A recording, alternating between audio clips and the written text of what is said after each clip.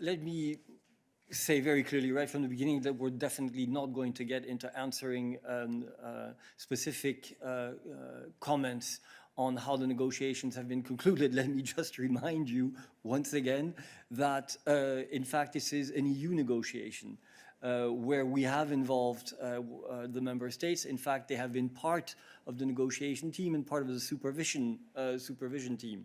So it's self-criticism in that case that you would be making, because everybody was involved and everybody signed up to the process. And the same applies, let me remind you, to the decision to go for the conditional market authorization process by EMA, which brings with it a certain number of guarantees, of course constraints in terms of the process, in order to have the health and legal guarantees that go with it, and that this was part of the agreement by all member states concerned, and they have all respected it, indeed, up until in the context of the process that we are implementing.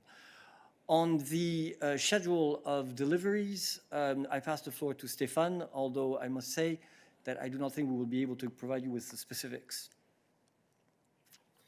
That is correct, Eric. We cannot provide you with specifics at this stage. First, we need the green light from EMA, of course, and then an authorization by the European Commission. Obviously, what is important is that we can go ahead with a quick rollout of the vaccines. We'll be in a position to say more about this once the authorization has been approved.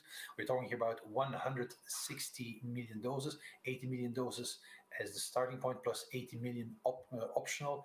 And again, as said, the purpose is that we can roll out these vaccines and have them deployed as quickly as possible.